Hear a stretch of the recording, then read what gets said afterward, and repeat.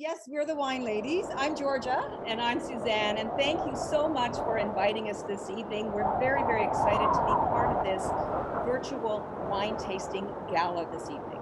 You got that right. And I would like to say right off the bat, we want to wish you all a Merry, Merry Christmas. Ho, ho, ho. We're going to have a lot of fun tonight. And a Happy New Year. You got it. Absolutely.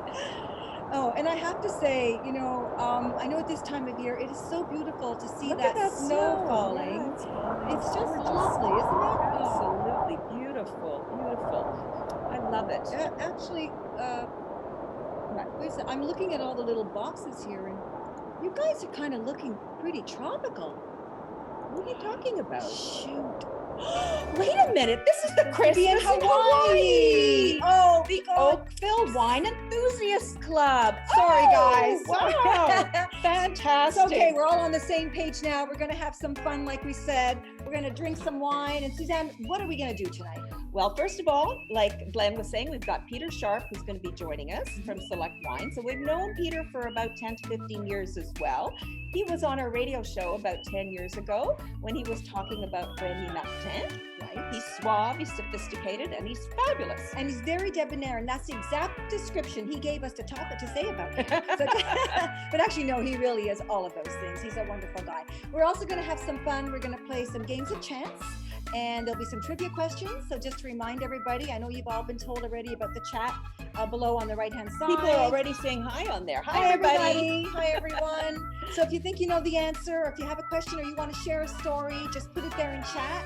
Apparently, we're part of the, we have control powers, apparently. Co-host. We can mute. So we may as well get things started. Yeah, let's get Peter on. Yeah. I think you guys already know Peter, right? So let's turn it over to Peter Sharp. I'm delighted to be back here again. We had a great time last time. Grab the bottle, grab your glass. If you have not done so already, let's try that first wine. Get something in the glass. You look debonair and so handsome in that hat too. Well, thanks very much. This is the Dona Paula hat. Yes. There's a story behind the hat too.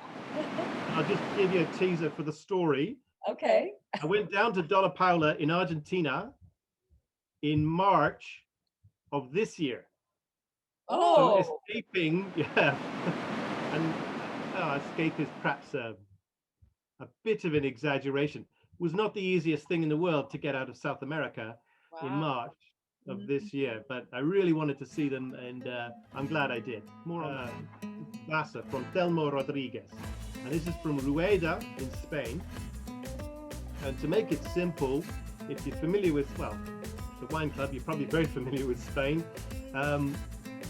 Rueda is directly west of Ribera del Duero. It's been largely ignored, the Spanish guzzle it every day, but it's been largely ignored internationally until firms like Rodriguez, who specialize in traditional grapes, hard to find grapes, not well, it might be well known to the club because it's a wine club, but it's not, the grapes in here are not well known. So Telmo Rodriguez go in there. It's in the region of Castillo de León.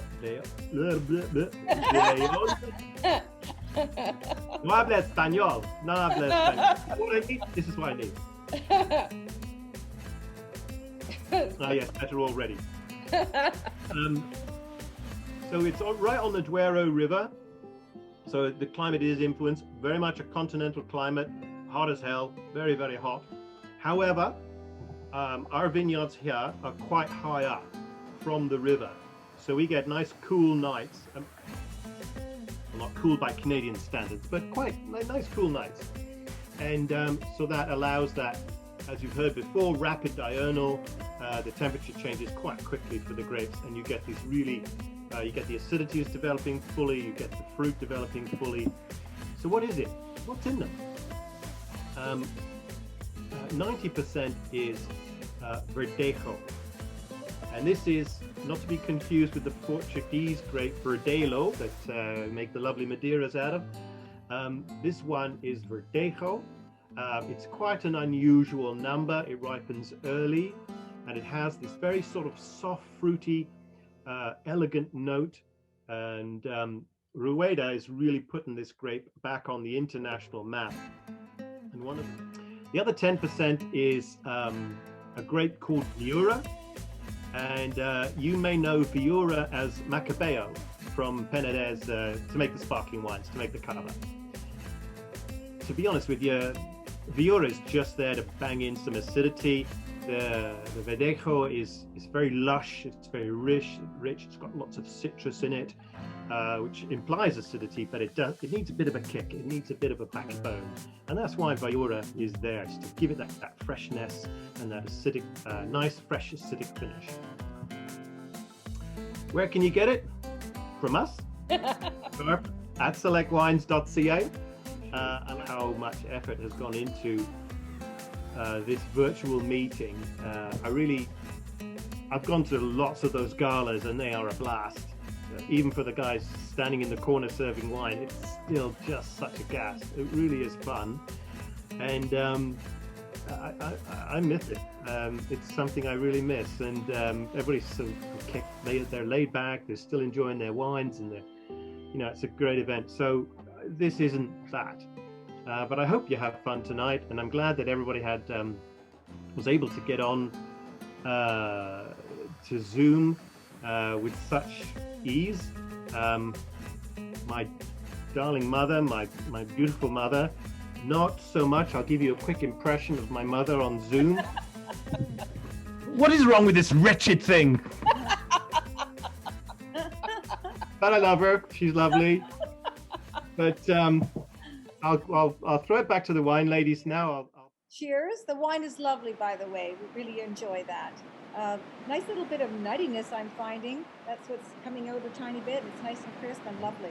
I actually have a question for. Oh, Suzanne, you have something to give me. Well, we're in Hawaii, so there you go. Oh, you're always surprising me, sis. That was great. You know what? I'm just wondering, and I also want to ask the wine club members and yourself.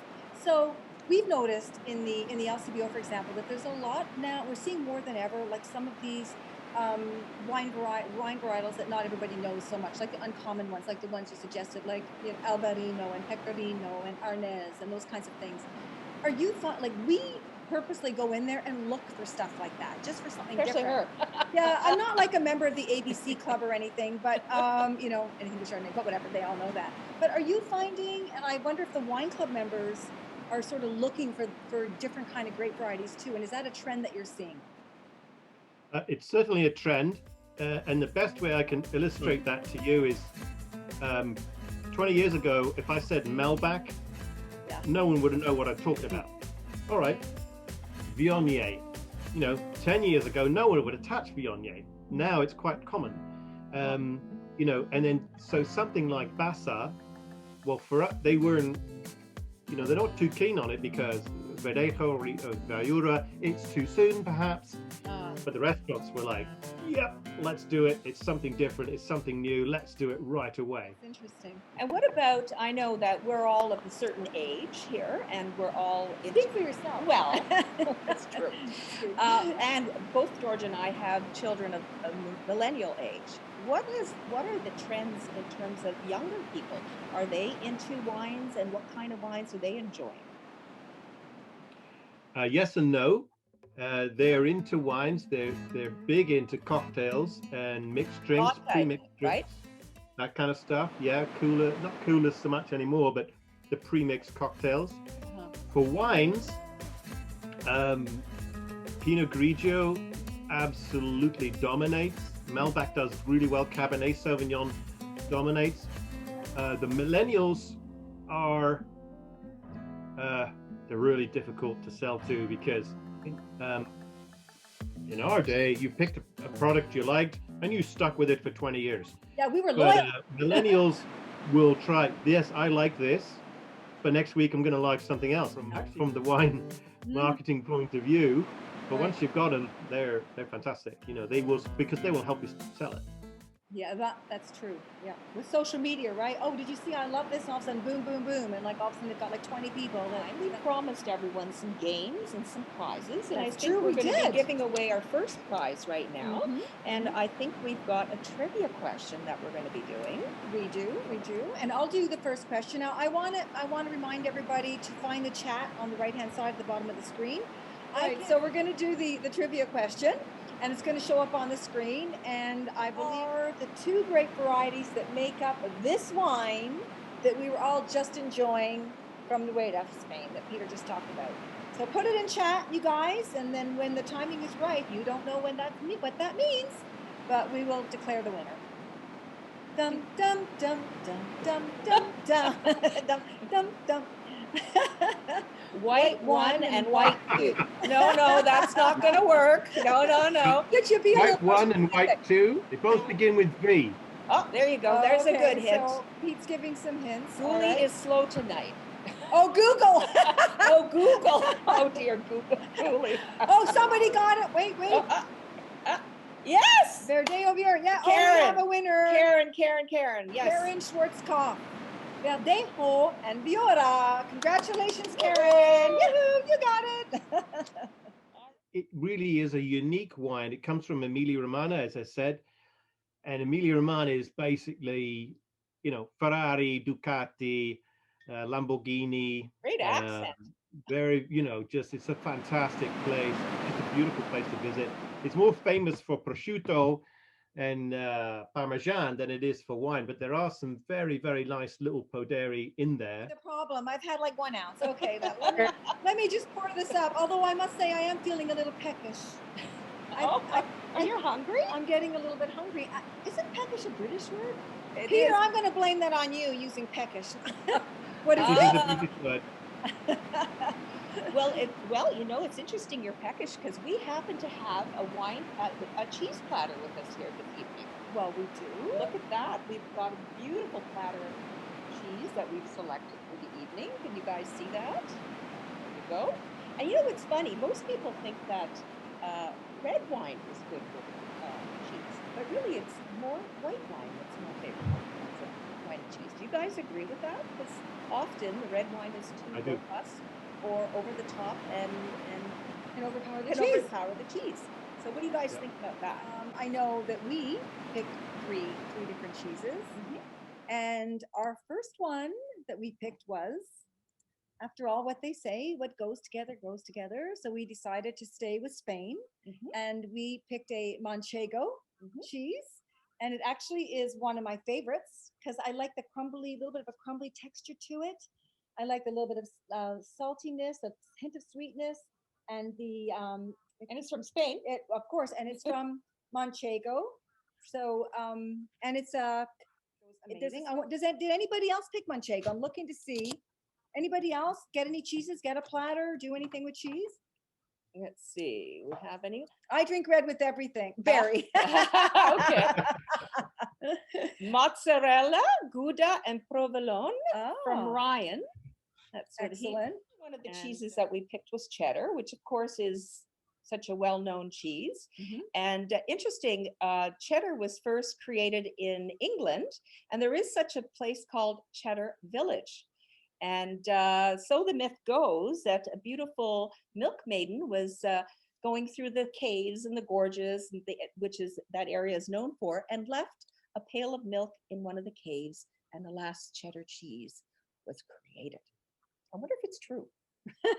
It's a legend. So. Did anybody else pick the cheddar? We've got aged Gouda and espresso cheese. Oh, wow, I've never tried Velveeta. That. Oh, okay. Velveeta. Oh my God, I grew up on Velveeta. Is that still around? I don't know. What do you think, Peter? What would be one of your cheese choices? Oh, I'm with the Velveeta. You put on hot toast, unbelievable, fantastic. Hot toast, Velveeta, and white wine. Yep. All right. I'm in heaven. Are you? Okay. Now, I don't know, Peter, Charles Thornton asks, he's curious about your Velveeta recommendation. You going to back that up there, Peter?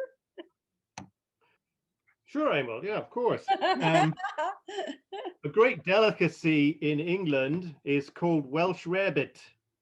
And basically what it is toast, grated cheese, and Lea and Perrin sauce, and then you grill the cheese. So it's cheese on toast, but it's considered a great delicacy in my land. So yeah, something like Earlier that. is we're going to give some more prizes now. The next game is the Who, What, Where Am I wine game that George and I invented. And basically, obviously, it's about wine-related things. So you could be a who, you could be a winemaker, you could be a grape variety, you could be a kind of wine. And we're going to give a series of clues, and as usual, use the chat to put in the answer. Okay, ready. Who, what, where am I? I have to share the spotlight with a domineering partner. I am made in many parts of the world, and my dominating partner is Syrah. I have low acidity. I am floral. I am French. I'm full-bodied. I'm very luscious. Oh, I love myself. What might I be? Okay, what have we got so far? Viognier! Cynthia. Wow, Cynthia, awesome. Wow. Yes, I am Viognier. Way to go, Cynthia. I know, Peter, you had mentioned Viognier earlier tonight, and you were saying that it's becoming like a while back, nobody ever heard of it, and like now more and more people know about it, and it's almost mainstream. But I wonder about if everybody out there, do you guys like Viognier? Are you enjoying it? Do you have a favorite? You know, that kind of thing in chat. I'd be curious about that too. I know I like it. It's something different, like I said. So I enjoy it a lot. Just wondering what you guys think out there. Okay. Cynthia, congratulations. Love it, and always with Christmas turkey. So, Peter, what did Cynthia win? What's the bottle of wine she's won now? So for Cynthia, we have Dona Paula. Dona Paula. And this is a terrific little Malbec, also it's the third biggest seller in the club history. It's from the heart of Mendoza. The thing about Dona Paula is Mendoza is enormous. This one is from the Uco Valley, which is slightly northern part of Mendoza. And the really important thing is their vineyards are very high altitude. They go all the way up to 1,350 meters above sea level. And just to put that in perspective, the Calgary Olympics were at 1,300 meters above sea level. We're in Argentina, and we did visit that region, remember? Yes, and we were we riding horses in the vineyard. Mm-hmm. Yeah, and I have to say, I agree with you. I concur, Peter. I think that there are some amazing Malbecs out there right now. They're absolutely delicious and represent super, super value. Yeah. And they must be becoming so popular. People are recognizing the great value. And they still are. And your earlier point about the LCBO, broadening its horizons to move beyond France and Italy, and then beyond California, and then beyond specific varietals. Yeah. They are doing that. It's a slow process, but they are doing it for sure. Mm-hmm. And Malbec is the example I like to use. 20 years ago, no one's ever heard of it. I agree with you. Riding on horseback through the vineyards is just unforgettable. We even had a glass of wine while we were doing that. Yeah, he wouldn't. We wanted to do that, and the winemaker said, "You can, but I got to put it in a wine skin." And he had one. Well, you know what, guys? We have another prize that we want. We have two more prizes that we want to give away again. And this is like with a little bit of a different slant. It's not a trivia right now. It's not a trivia. It is a game of chance, but we're not going to draw the winners until Monday at 12 noon to give everybody a chance. So as many of you know, with COVID and everything that's going on, our local restaurants are suffering gravely. There's many of them that are on the brinks of going bankrupt. And one of the things that is helping the restaurants right now is developing their own app, which is really helping with them in sales of takeout and delivery, which is something that is so important now for them. Yeah, so we've had two restaurants, local restaurants, Buca Tabacco, which is a lovely Italian restaurant in downtown Oakville, run by three partners, Lucio, Vince, and Anthony. They've donated a $100 gift certificate towards dinner or a wine tasting or whatever you desire, as well as another $100 gift certificate to 151 Social, which is another one of the restaurants that they own, which is right on Lakeshore. Thank you, Nancy and Steve. Best restaurants. Thank you for putting that in there in the chat. 151 has got a really cool vibe. They own that one as well. They have a wild game specials every week. In addition to all of their regular things that they have a magnificent chef. So we would love for you guys to support them in order to participate in this. If you can download their app, they also give you $10 to download and 5% loyalty points. Download their app on both 151 and Buca de Bacco. And on Monday at 12 noon, we will pick a random winner from all of the emails, because we'll be able to tell who downloaded, and pick one for the 151 and one for Buca de Bacco. And like I said, you have until noon on Monday where we will draw the names. So please support our local restaurants. They really need your help. What we're going to do next is Peter is going to talk about the red wine. Is going to talk about the red wine. So Speri, now I realize this is a wine club. We're not. It's not like a winemaker's dinner or a restaurant group. This is a group of people who are very interested in wine. So likely you already know all about Speri, but let me do my work here and tell you a bit about Speri. Very famous high-end Valpolicella producer. Valpolicella is, of course, from Veneto. It's the core of what goes on to make Amarone and Ripasso, but the start of those wines is always the wine called Valpolicella. I think this is a wine that has great potential to be more complex than it is, and I reckon Speri does that. Now, here's what I mean. It's always going to be a medium-bodied wine. If you taste one that tastes like Cabernet, well, that's not Valpolicella. So I don't want to sound like a traditionalist, which I am, but Valpolicella is it's a pleasing wine. It's medium-bodied, sometimes soft in the tannins, sometimes very, very ordinary, and I think in this case, sometimes extraordinary. But it'll never be this meaty, huge blockbuster. It's versatile, and I suggest it's one of the most versatile wines in our industry, frankly. This is the best pizza wine I can possibly imagine. Imagine trying to make a wine with pizza. Pizza's so many flavors, so many different things. Valpolicella just stands up to that and just slips in there like an old friend. I think this is a very reasonable price for this particular wine. 22, 23. You will have to tell me, of course, whether or not you agree with me. It is Valpolicella. It's highly flexible. Let's get technical. The grapes are Rondinella, Corvina, mostly Corvina, Rondinella for acidity, and Molinara for complexity. Molinara is very hard to grow, difficult to ripen, and the vines need to be quite old. So not everybody uses Molinara. These guys, of course, do. Very, very old vines that they have. It's a family-owned firm, and as you likely know, Speri is 100% organic in everything they do. They've been working on it for 2 decades, so it's very, very hard to achieve 100% organic. But Speri has made a commitment 20 years ago. They were doing sustainable farming. Now it's even the cellars are organic. Nothing. It's 100% organic. Gala receives a string of 90-point scores, and don't forget, it's a Valpolicella.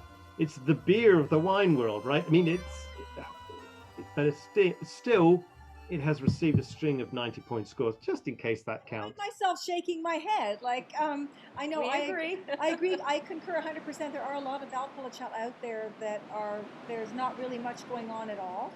And this is fabulous. And this is really, Peter, to your point, it has way more going on in the glass. It's got more complexity. It's got more intense flavors to it. The fruit, it's really, really lovely. I think it's an amazing wine. I have a question for the folks out there actually, because I'm just wondering. You're talking about biodynamic or a dynamic. I wonder how many people, like in the wine club, for example, how many people go to the organic section at the LCBO? How important is that, if it is, for people when they're searching out wines? Do you go there first, or does it not matter? I'm just really curious. Nope. No, one person says nope, they do not. Nope. No, they do not. So that's a good question for No. somebody See? marketing. Like, how do you respond to that? Because I know it costs a lot. What does it take, like 5 years in general for a winery to move into the organic? Minimum. Very expensive. Minimum. See? Very Right? expensive process. Nobody's doing it. That's interesting. Very interesting. Well, Wow. And you know what? I don't blame them. I don't blame them, because most of us, we've tried, organic, I'll try it, I'll have it. And it's rough, it's gross, it's not. Right now, the natural wines that use absolutely nothing, it's just pick the grapes, crush them, stick them in a bottle. And I understand why people seek them, but because of, there's no interfere, but they're rough, they're terrible. And, they do not survive the Atlantic crossing. I hate to say it, but I've been in the wine business for 20 years. I was in the hotel business for 20 years. Yeah. I understand the economics of it. Yeah. Wine has to have sorbate. If it's going to go on the water with those temperature changes, it has to have sorbate in it. Otherwise, it's going to go bad. And then they don't use sorbate. I don't know what they use. It's something more. I forget the name of it now, but it's some kind of crushed mineral that they use to stabilize the wine. Demanding organic wine, but we are going to demand sustainable farming, because this is a critical issue for the earth. And people who enjoy wine at above a certain price level are pretty socially conscious. They're highly intelligent people, and I'm not trying to be ingratiating or anything. I'm just stating a fact. And they care about this kind of stuff. Wineries in Argentina and of course in Chile, and not one of them said, we have a problem. We're running out of water. We're running out of water. All of the people who are involved in farming are very, very aware of it, and they are trying desperately to do their part and to make sure that they are farming as sustainably as they possibly can. Before we get into our food, Merry Christmas. we have another prize. Okay, ready? So here we go. This is called our balloon game. Suzanne, you want to explain the balloon game? Oh, you can explain it. I'm doing the technical part here. Okay, so there is a number or a name in this balloon. We went to the executive committee of the club and we asked them for a random number. We gave them a number and we said, who was this blank blank registered for the event tonight, for your virtual gala? Ready? And the name in here is the person who is going to win the next prize. Merry Christmas, Happy New Year. That scared me. The winner is Martha Forbes. Martha, are you online? Are you here? So what we paired, like we said, is pizza. Who does not love pizza? I mean, I actually think somebody ranked it as the #1 food in the world. Right? Don't you think so? Like, that's probably the one thing that everybody around the world understands, likes, loves pizza. I love pizza. I could eat it morning, noon, and night. I know. So could I. I love cold pizza in the morning for breakfast, actually. I don't know if anyone else does, but I do. So we, anyways, in keeping with the Hawaiian theme, we have a Hawaiian pizza. That's right. And did you guys know that Hawaiian pizza was invented in Ontario? It was created in Ontario. Believe it or not, it was a Greek immigrant that came here in the 1950s and the 1960s. He somehow put together a pizza, put pineapple on top, and created the Hawaiian pizza. So not only did Quebec invent poutine and Calgary, the Bloody Caesar, well, Hawaiian pizza was invented in Ontario. So there you go. That's it. Somebody here on chat said that they knew that we really thought that we had it, like we stumped you with you guys, that you guys wouldn't know that. But somebody here said that they knew that Hawaiian pizza was invented in in Ontario. Yeah, Chatham, Wow, Chatham, yeah, Ontario. that's shocking. Well, I mean, I'm sorry, it's not shocking, but everybody, all the Italians comments here. cringe. Chatham, that's right. Nancy and Steve, that's right. It's Chatham. Yeah, You're Paul right. knew that. Okay, there you go. Barry, Hawaiian is my favorite. Okay, I'm going to be honest here. Hawaiian is not my favorite. I but love it. Suzanne said we I have love to have pineapple. Hawaiian because this is the theme tonight.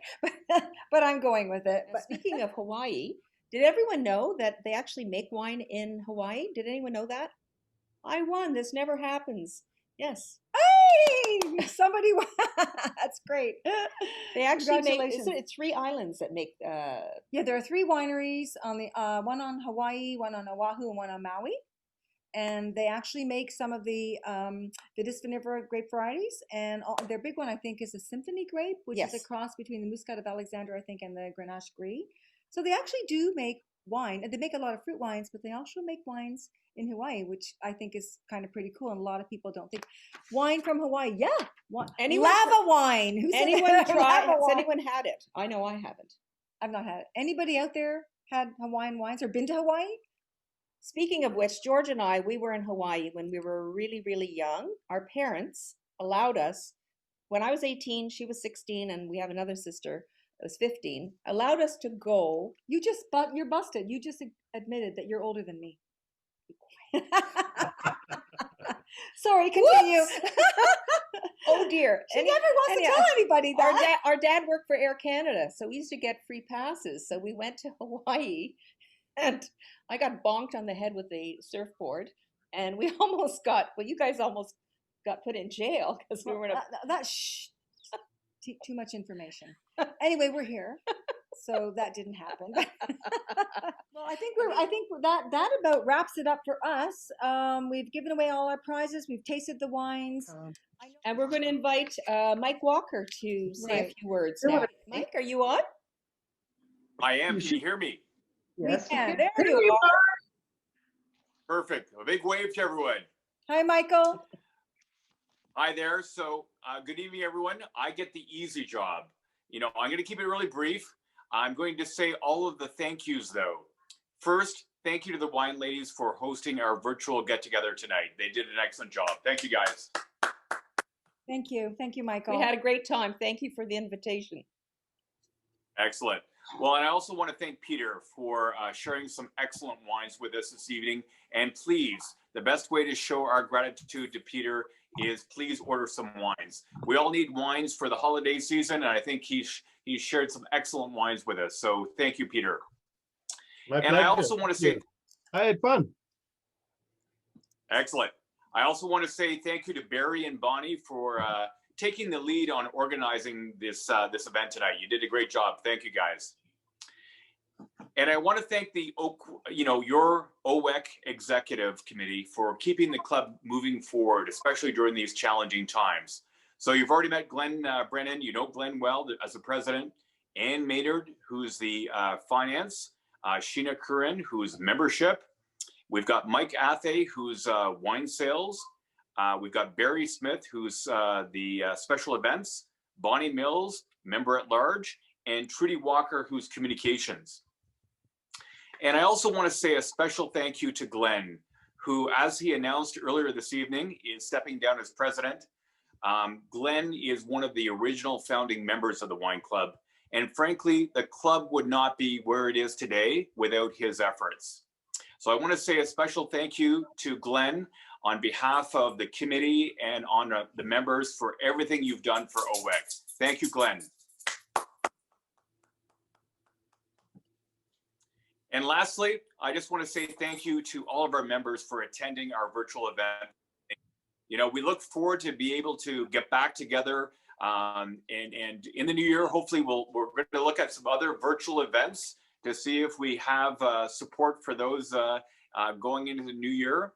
And we really look forward to the time that we can get back face to face and do the tastings in person.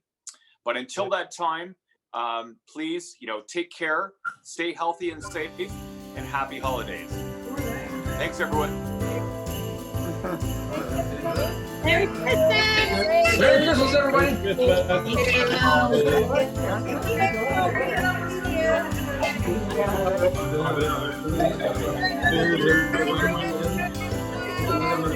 Hi, everyone. Have a good Christmas.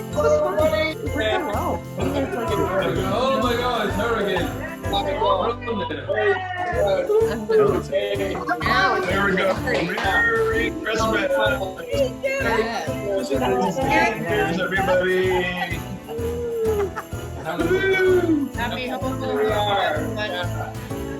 Happy Merry Christmas. Hey, Adam and Nicola, can see you.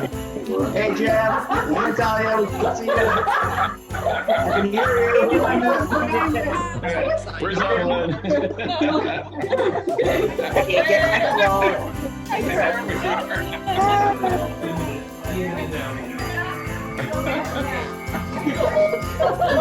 Merry Christmas, everybody. We have to do our own now. Well done. Well done. Jeff, set it up for us.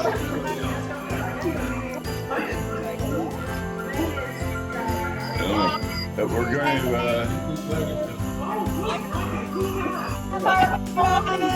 last person off.